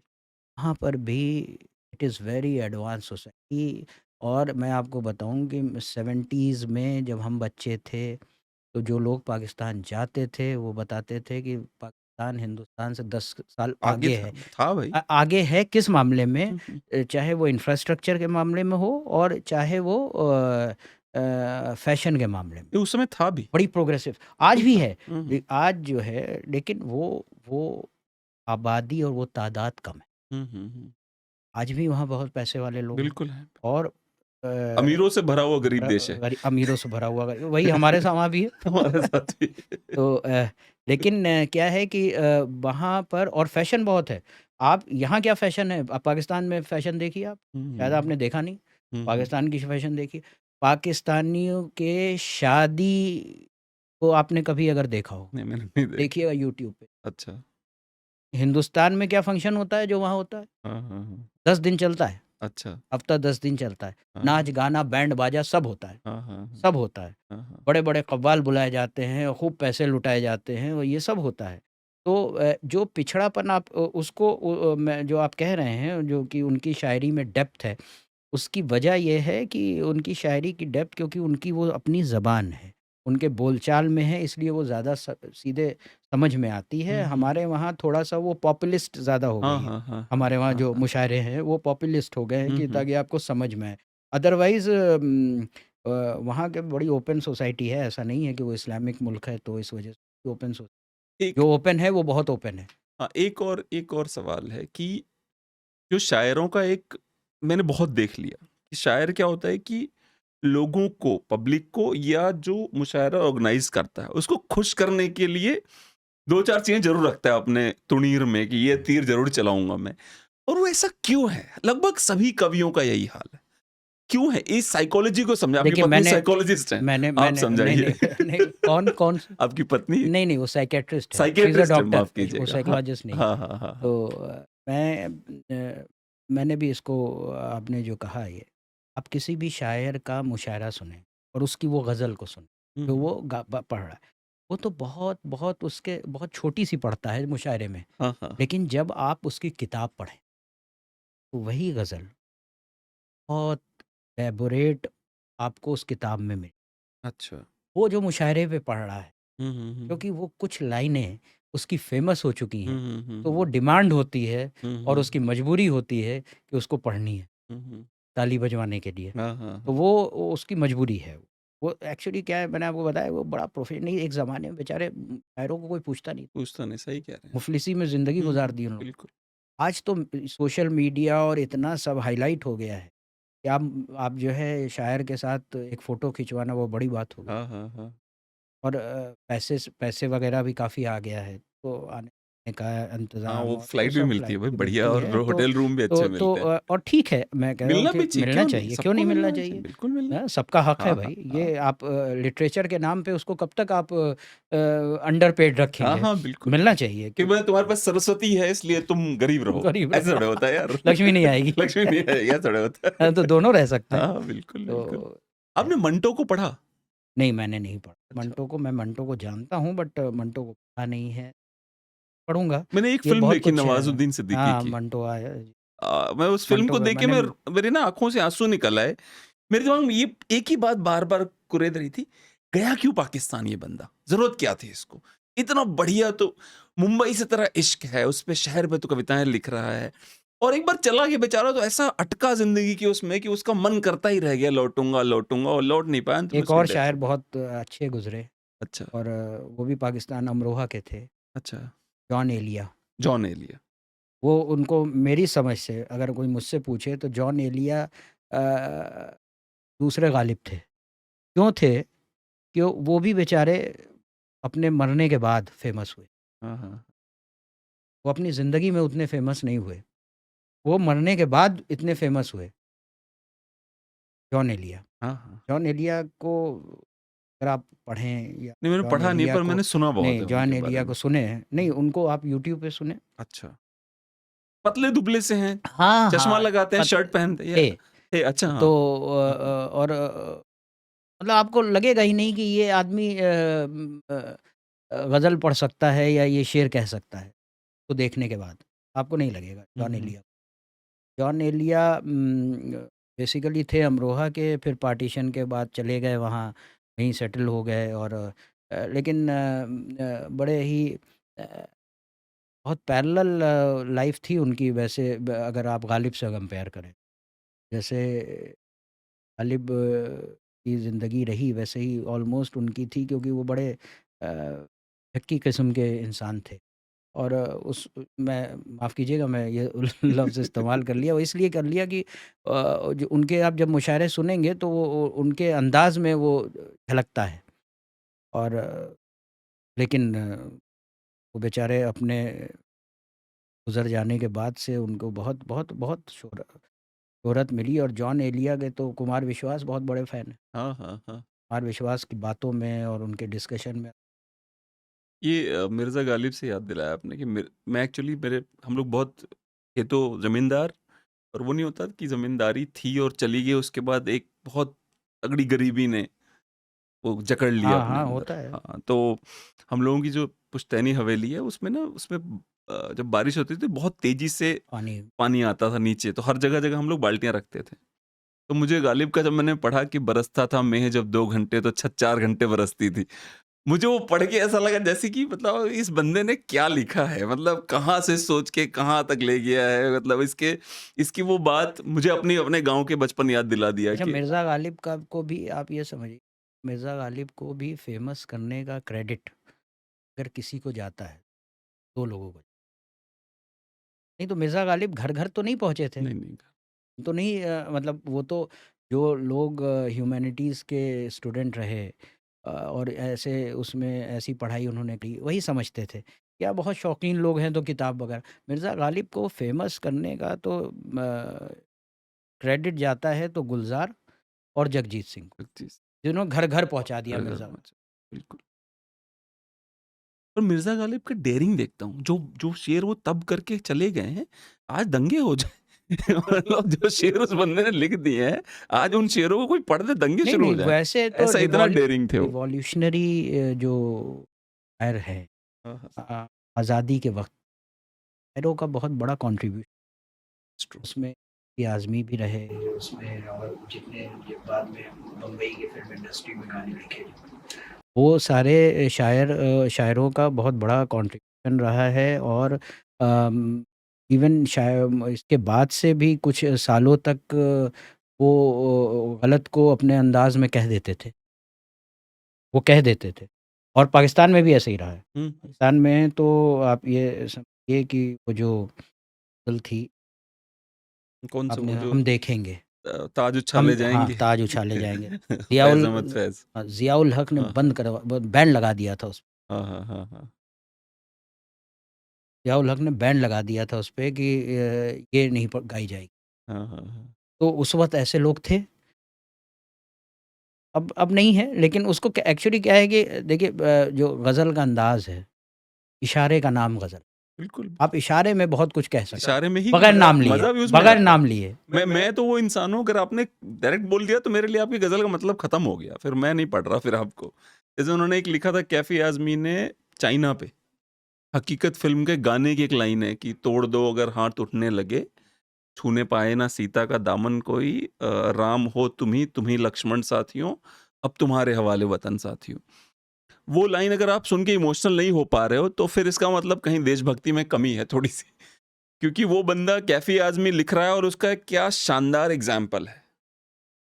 भाई आप इशार जैसे एग्ज़ाम्पल बताऊँ, आपका कोई लीडर, आप उस अपने लीडर से खुश नहीं हैं या वो गलत डायरेक्शन में जा रहा है, उस पे आप नईम अख्तर ख़ादमी बहुत बड़े शायर, उन्होंने लिखा, तू किसी और से न हारेगा, तू किसी और से न हारेगा, तुझको तेरा गुरूर मारेगा। That's true. एक दिन तुम्हारा तो अपने ही गुरूर में मरोगे। बिल्कुल। तो इशारे इशारे से बहुत कुछ हो सकता है। नाम लेने की ज़रूरत नहीं होती, इशारा कर दीजिए बस। एक बार समझदार को इशारा काफ़ी ये है। भाई साहब बैठे हैं, इनको मैंने बोला एक शेर सुनाऊं तो कहते हैं ओके। मैंने बोला ये है नई जनरेशन, शेर सुनाओ फिर चाँद भाई कहते हैं ओके। हाँ। और नहीं, नई जनरेशन को का अगर शौक़ आपको उर्दू ज़बान से, और क्योंकि एक्चुअली देखिए पार्टीशन के बाद भी बहुत साल तक उर्दू वाज़ इंडियाज़ लैंग्वेज, और इवन यही कोर्ट वोट में तो सब बहुत जगह लेटेस्ट चलती रही है। और लिखी भी जाती थी। हाँ हाँ। पुराने जितने लोग थे, मैंने अपने हम्म, बचपन में देखा है कि जो बनिया था, हमारा राशन हम जहाँ से लाते, तो आप जब लिखवाते थे कि आटा, चाय, दाल ये सब लिखो, उर्दू में लिखता था, बिल्कुल। क्योंकि वो पढ़ाई जाती थी। और उसकी वजह से क्या था कि अब मीठी ज़बान तो है ही है, और तो उर्दू पैदा तो इंडिया में ही हुई, कोई पाकिस्तान जैसी कोई चीज़ तो होती नहीं थी। बिल्कुल बिल्कुल। उर्दू की ज़मीन इंडिया ही है, और इर्रिस्पेक्टिव ऑफ एनी रिलीजन, वो जब तक तो इर्रिस्पेक्टिव ऑफ एनी रिलीजन थी, तब तक तो उर्दू बहुत फली-फूली। बिल्कुल जहाँ आपने उसको बाँट दिया, बिल्कुल। ये तो जी इनकी हो गई, इनकी अब हो गई, वहाँ से उर्दू का पतन शुरू हो। हम्म। तो उर्दू जिस हालत में है, और अगर आपको उर्दू से या इसका ऐसे शेर व शायरी और गज़लों से मोहब्बत रखने वाली यंग जनरेशन देखनी है, तो जश्न रेख्ता में देखिए, क्या लड़के होते हैं, बच्चे, सब स्टूडेंट होते हैं, एक और बात सब स्टूडेंट होते हैं। एक और बात बताता हूँ, जैसे इनको देखिए आप, बड़े गुलाम अली को देखिए, ठीक है, या फिर आप उस बड़े गुलाम अली के दौर के इतने म्यूजिक के घराने थे, सबसे पहले वो सरस्वती वंदना ही गाते थे, वो भी धर्म नहीं करते थे। सबसे अरे पहले वो सरस्वती वंदना ही गाते थे। उस्ताद बिस्मिल्लाह खान ने ज़िंदगी गुजार दी वही शहनाई वहाँ पे बनारस घाट पे बजाते वही हुए। कह रहा हूँ ना कि ये तो सोचता ही नहीं था नहीं कोई। डिसाइड हुआ था नहीं, कि नहीं, तुम्हारा है मेरा है, सरस्वती वंदना से शुरू करते हैं नहीं, सब नहीं, लोग। नहीं, कुछ भी नहीं, ऐसा कुछ भी नहीं था। और ये और बड़े अच्छे दिन थे भाई बचपन के तो, अच्छा बड़े अच्छे दिन। नॉस्टैल्जिया। नॉस्टैल्जिया। मतलब हम तो जानते ही नहीं थे क्या हिंदू क्या मुसलमान, हाँ हाँ तो हमने कभी सुना ही नहीं था। ऐसी सोसाइटी में हम पले बड़े। हाँ हाँ। वो गुलजार वाला शायद पता नहीं सुना है कि कैसे था, बड़ा लुत्फ आता है उर्दू ज़बान में, ऐसे लगता है जैसे पान में महंगा किमाम घुलता है, पता नहीं कैसे लिखा, मुझे याद नहीं है। है एक मेरे बहुत भी ज़हन से। शानदार उन्होंने एक उर्दू ज़बान पे लिखा उर्दू था। ज़बान पे तो बहुत से लोगों ने लिखा है, और इकबाल अशर हैं, यहीं दिल्ली के शायर हैं, पुरानी दिल्ली में उनकी उर्दू पे बहुत लंबी की गज़ल, उर्दू है मेरा नाम, मैं खुसरो की सहेली, अरे क्या बात। मैं मीर की, ये करके है, बहुत लंबा है उन्होंने। क्यों मुझको कहते हो, मेरे ज़हन से उतर रहा है। पर मुझे ये लोग भी बहुत अच्छे लगते हैं, जैसे क्या नाम है उनका, एक पीयूष मिश्रा। पीयूष मिश्रा जिन्होंने नहीं लिखा था, हम चांद पे रोटी की चादर डालकर सो जाएंगे। वो मैंने बताया ना, वो एक अलग क्लास है। हाँ हाँ वो एक अलग क्लास है, और अगेन जो चीज़ आपको समझ में आए, वो ज़्यादा अपील करती है, आपकी ज़बान में। हुँ। पर मैंने जो उसको समझा, मैंने कहा कि मैं किसी से शायद अपनी पत्नी से ही बात कर रहा था। मैंने कहा आपने इस गाने का मतलब समझा? तो बोल रही हाँ, कि मतलब कुछ समझाना चाह रहा है फिलॉसफिकली। मैंने बोला नहीं, एक गरीब लड़का है, ठीक है? जो ये कहता है एक तरफ चाँद की खूबसूरती, एक तरफ रोटी की समस्या है, ठीक है? लेकिन गरीब लड़का उसको सॉल्व करता है और रोटी उठा के चाँद पे रोटी की चादर डालकर सो जाएँगे और नींद से कह देंगे लोरी कल सुनाने आएँगे। मैंने कहा ये एक गरीब की जो उसके अंदर की जो वो है, इच्छाएँ हैं, उस पे उन्होंने लिखा है कि जिसको भूख लगी होती है उसको चाँद की खूबसूरती से कोई मतलब नहीं नहीं, होता, वो उठा के फेंकेगा उसको चाँद कुछ पे, खूबसूरत नहीं कुछ दिखता। खूबसूरत देखिए, नहीं जब लगता। पेट में आग लगी होती है, तो आपको हाँ, कुछ खूबसूरत हाँ, हाँ, हाँ, हाँ। क्या बात है, क्या बात है। चलिए सो मैं जाते हैं फुटपाथ पर अखबार बिछाकर, मज़दूर कभी नींद की गोली नहीं खाता। बिल्कुल, कभी नहीं खाता। क्या बात है, बहुत बढ़िया। मुझे एक और बात बताइए कि अगर फुटपाथ पे आज भी हम रात को गाड़ी लेके निकलते हैं, लोग सोते हुए मिलते हैं और इकॉनमी 5वीं हो गई है दुनिया की, तो कहीं एक वो नहीं आ रहा है, एक अजीब-सा एक चल रहा है मामला कि शायद कुछ लोग हैं जो बहुत अमीर होते जा रहे हैं और जिनको फुटपाथ से उड़ जाना चाहिए तो वो अभी तक वहीं देखिए, पर हैं। मेरी नज़र में तो ये है कि आपकी इकोनॉमी 100वें प्लेस पे हो, हुँ, हुँ। प्रॉब्लम नहीं है। अमीरी-गरीबी की खाई अगर कम हो जाए, बिल्कुल, तो आप बहुत खुशहाल हो। बिल्कुल।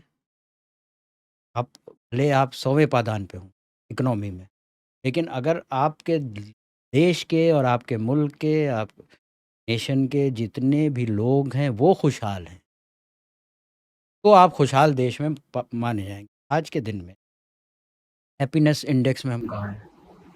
बहुत नीचे पायदान पे। उसकी वजह यही है। की वजह यही है, आपको पैसे वाला भी आदमी ना टेंशन में ही दिखेगा। क्यों? क्योंकि उसको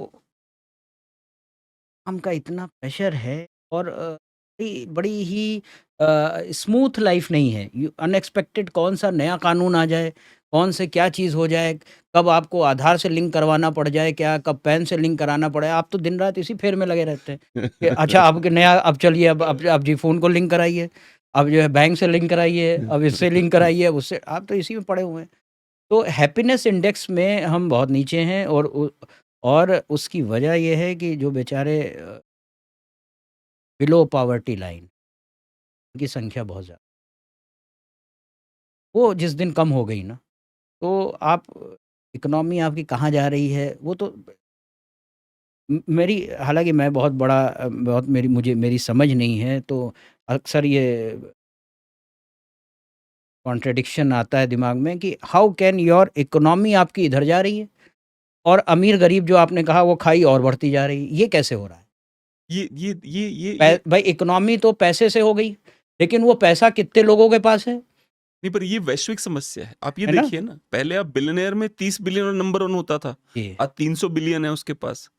आप ये समझिए ये एक राष्ट्रीय समस्या नहीं हो रही है, ये वैश्विक समस्या हो रही है। एक फ़िल्म मैंने देखी थी मैट डेमन की, उसमें क्या हुआ कि 1% लोग जो थे, जो अभी दिख रहा है, अमीर होते चले जा रहे हैं, उन्होंने पृथ्वी से ऊपर एक सैटेलाइट बनवा लिया अपने रहने के लिए और पृथ्वी पे रोबोट छोड़ दिए।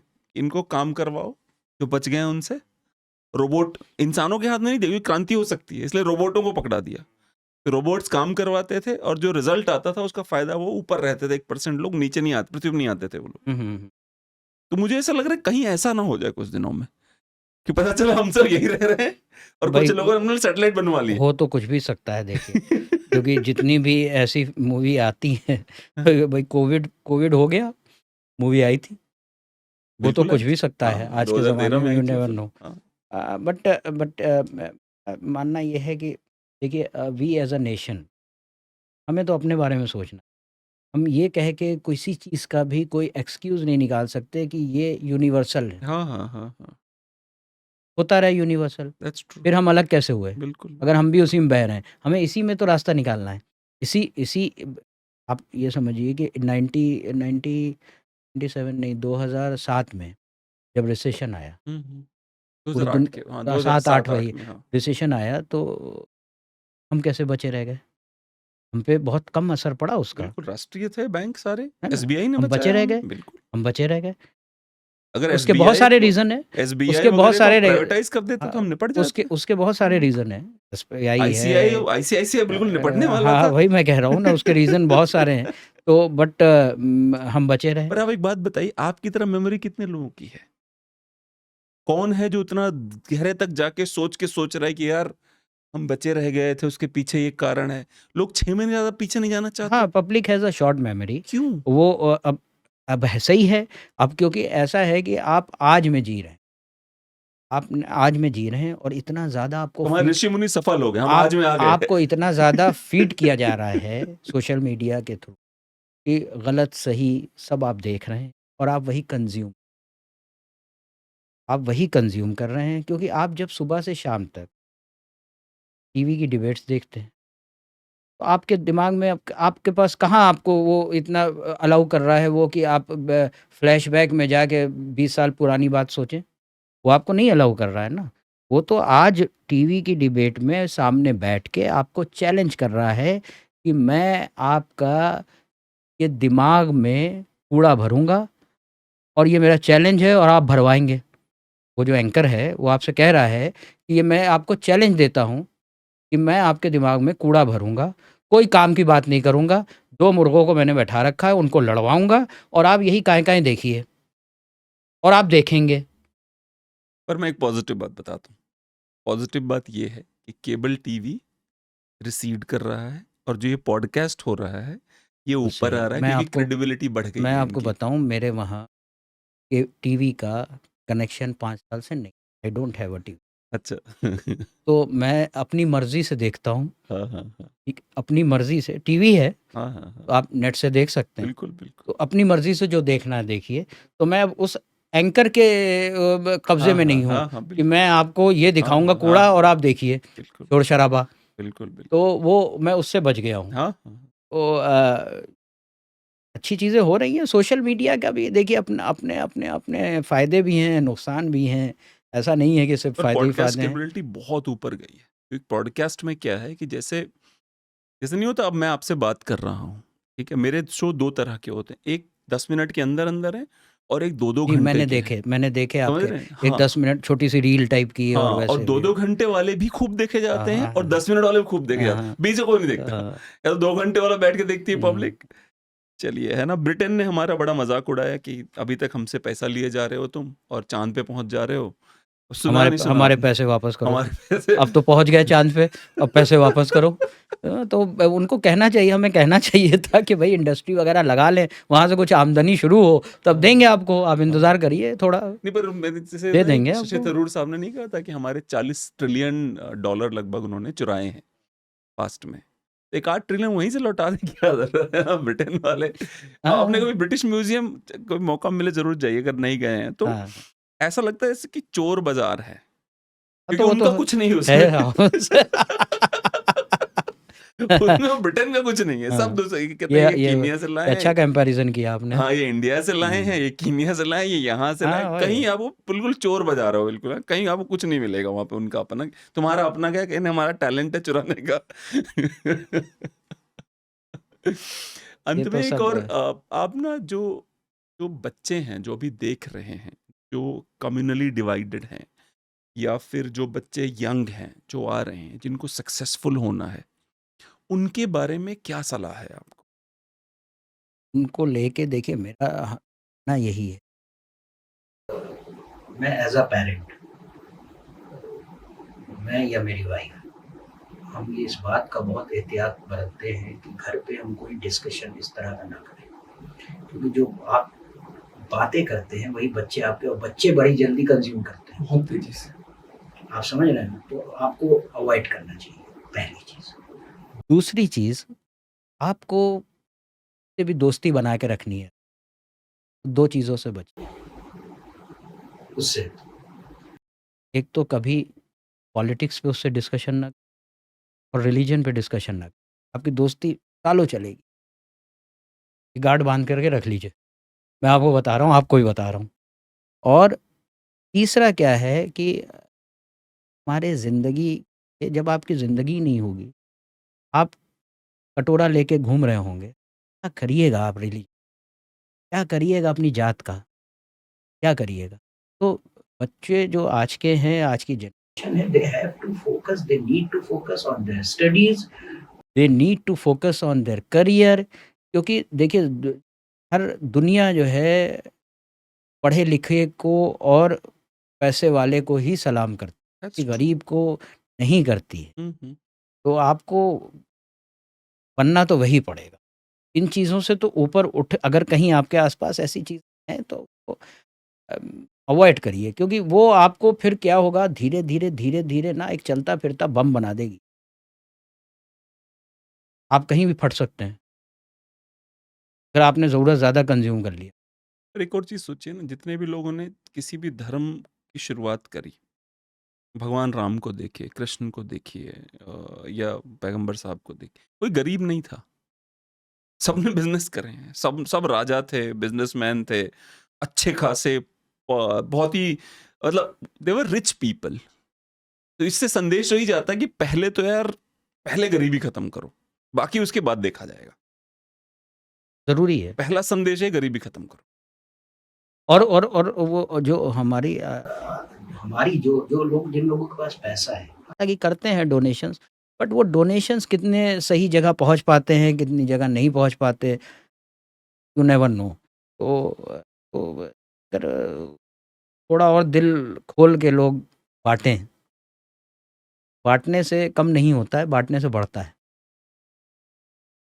आपने मुझे याद दिला दिया यार। अब जब कई बार मैं अपने पॉडकास्ट करता हूँ तो मुझे ऐसा लगता है कोई मारने ना आ जाए मुझे। तो मुझे मिर्जा गालिब का शेर आता है, यार हम अ, ना वो समझे हैं ना या रब समझेंगे, ना समझे हैं ना मेरी समझेंगे ना मेरी वो बात, समझे हैं ना ना समझेंगे समझेंगे मेरी मेरी बात। बात, या मुझको उनको, या मुझको जुबां और दे या उनको दिल और दे, ऐसे ही कुछ कहा था उन्होंने एक बार।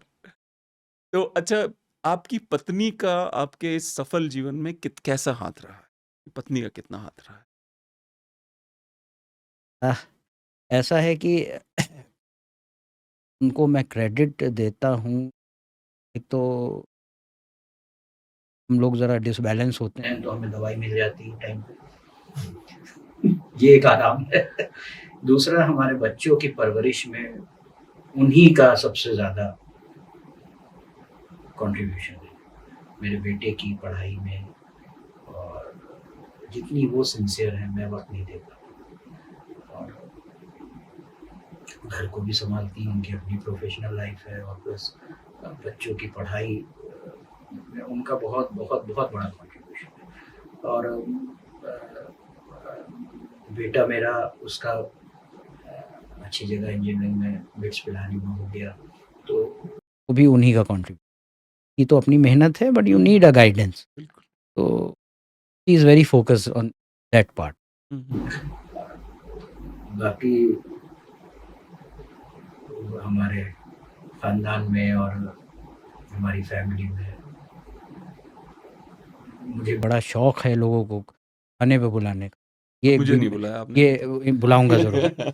ठीक है, तो वो बड़ा परेशान रहती हैं इस बात को लेके कि उसके लिए मैं थोड़ा-सा उनको, बट परेशान इन अ सेंस, मैं मज़ाक हल्के उसमें बात कर रहा हूँ, लेकिन हल्के लहजे में, लेकिन वो परेशान तो नहीं रहती, लेकिन ये है कि मुझे भी कभी लगता है कि अननेसेसरली बोझ नहीं डालना चाहिए, क्योंकि अल्टीमेटली बनाना तो उनको मुझे जो पड़ता है। लगता, हाँ यही बोल रहा हूँ, मुझे बनाना ऐसा तो लगता उनको है कि हम पड़ता लोग है। केवल बुला लेते हैं और क्रेडिट ले लेते हैं। हाँ, असल में एग्ज़ैक्टली। जो परेशान होता है वो परेशान हैं, परेशान तो होगा वो ही। देखना उनको पड़ता है। इस वजह से मैंने अब काफ़ी कम कर दिया। पहले बहुत ये था कि आँख बंद करके किसी को भी बुला लिया, या कोई आ गया तो अरे खाना खा के खाना जाइएगा। खा के ही जाओगे तो अब। अब वो बेचारी पे लोड आ गया। तो वो थोड़ा-सा अवॉइड, हालाँकि we have a cook and all, but हाँ, जो थोड़ा अगर अच्छे प्रिपरेशन है तो आपको खुद बनाने दैट्स पड़ते हैं। ठीक है, she is loved by all. हाँ, हाँ। ठीक है, तो फिर आज अबुल फैज़ साहब, माफ़ कीजिएगा दोबारा से, इनसे बात करके हमें बहुत सारी चीज़ें जानने को मिली। और बड़ा हमें भी बड़ा अच्छा लगा, और बड़ा कैजुअल सा हमारा डिस्कशन रहा। हाँ, हाँ, और हाँ। आई वाज़ नॉट एक्सपेक्टिंग कि आप मुझे बुलाएँगे। नहीं, नहीं, अरे नहीं, नहीं। क्योंकि मुझे ऐसी कोई खूबी तो है नहीं हमारे अरे अंदर। क्या बात! पर आपने तो इसी प्रकार से हम किसी और गेस्ट के साथ नेक्स्ट टाइम आपसे मिलेंगे। और मैं आपको बताऊं कि आप ऐसे मिलते रहें लोगों से, हाँ, हाँ। और लोगों की राय और लोग क्या सोच रहे हैं, उनका ज़िंदगी की तरफ क्या नज़रिया है, क्या फ़लसफ़ा है ज़िंदगी का, वो समझने के भी मौका मिलेगा। क्योंकि जब दूरियां होती हैं तो वो दूरियां बहुत सारे मिसकम्युनिकेशन पैदा करती हैं। It's true. हम सोचते हैं, मैं बड़ा आई गेट सरप्राइज कि लोग एक दूसरे को, हालांकि अब आजकल ऐसा हो गया है कि बड़े मिसकंसेप्शंस हैं एक दूसरे के रिलीजन को लेके, बिल्कुल, बिल्कुल। कि वो तो ऐसा करता होगा, हुँ, हुँ, हुँ। या हमने देखा है। हुँ, तो हुँ। कभी भी किसी रिलीजन को उसके फॉलोअर से मत समझ, हुँ, हुँ, हुँ। किताबों से समझ। That's true. मुझे ऐसा फॉलोअर्स गलत हो सकते हैं, रिलीजन नहीं गलत हो सकता। बिल्कुल, मुझे ये भी लगता है, और मुझे everybody should put themselves in somebody else's shoes yes, और वो समझ जाओगे आप कि क्या वो क्या सोच मैंने रहा है। कहा ना, किताबों से समझ, हुँ, हुँ। कह क्या रहा है। हुँ, हुँ। फॉलोअर तो गुंडा बदमाश हो सकता है दैट्स ट्रू। किसी भी रिलीजन हुँ, का, हुँ, हुँ। लेकिन वो रिलीजन गलत नहीं, हुँ, हुँ। फॉलोअर गलत हो सकता है। और बातचीत करने से तो बड़े मिसकंसेप्शंस दूर होते हैं कि आपने आपने कुछ एक दिमाग में अपने बना रखा है कि मेरा ये ऐसा करते होंगे, हुँ, ये हुँ। ऐसे होंगे, हुँ, हुँ। नॉट ऑन अ रिलीजियस हुँ, फ्रंट, हुँ। बट मैंने बना लिया कि सुशील जी तो ऐसे होंगे, हुँ, हुँ, अपने हुँ। हनक में रहते हैं, हुँ, हुँ, हुँ, मैं हुँ। इनसे क्या बात हुँ, करूं। हुँ। बट आज जब हमने बात करी तो बड़े बड़े बहुत, मेरे ख्याल से कितनी देर बात हो गई हमारी, 1 1 घंटे। घंटे के ऊपर हो गई, देखिए 7:30 हो गया। तो हाँ, तो मुझे मैं बंद करूँगा इसे, और इस शेर के साथ कि करीब आओ तो शायद हमें समझ लोगे, करीब आओ तो शायद हमें समझ लोगे, ये फ़ासले तो गलतफ़हमियाँ बढ़ाते हैं। That's true, absolute. Thank you very much. मुझे थैंक यू। मेरा सिर्फ़ इतना कहना है कि कई बार जो कोई बातें ऐसी होती हैं जो मेरे चैनल पे जो मैं कहता हूँ और चूँकि मैं हर चीज़ को बहुत इमोशनल फ़ील करके कहता हूँ और मुझे जो समझ में आता है, लेकिन ये भी ज़रूरी नहीं है कि 6 महीने पहले वाले किसी वीडियो में मैंने कोई बात बोली हो, उसके बाद मैंने किताब ना पढ़ी हो। हुँ, हुँ। कई बार क्या होता है, आप बड़े होते चले जाते हो और यही रीज़न है कि मेरे पास लाइब्रेरी है, उसमें लगभग 1400-1500 किताबें हैं और हर तरह की किताबें हैं मेरे पास। क्योंकि जब भी मैं कोई चीज़ पे बोलना चाहता हूँ, तो मैं उसपे पहले पढ़ता हूँ बैठ के, कि वो पढ़ लेते हैं वही सही तरीका है। कि जी। कई लोगों के विचार पढ़ते हैं। जैसे कई लोग क्या कह रहे हैं, तो फिर फाइनली पता चला अच्छा रियल में ये बोल रहा है, ये बोल रहा है, ये बोल रहा है, इसका 10% लो इसका, तो ये आपका 100% जो बनेगा वो बैलेंस्ड बनेगा। तो ये पूरी कोशिश रहती है मेरी। तो प्लीज़ लाइक, सब्सक्राइब करें हमारे चैनल को और इसी तरह से हम और इंटरेस्टिंग गेस्ट को हमारे समाज से बुलाते रहेंगे। आज के लिए इतना ही। Thank you. Thank you so thank you.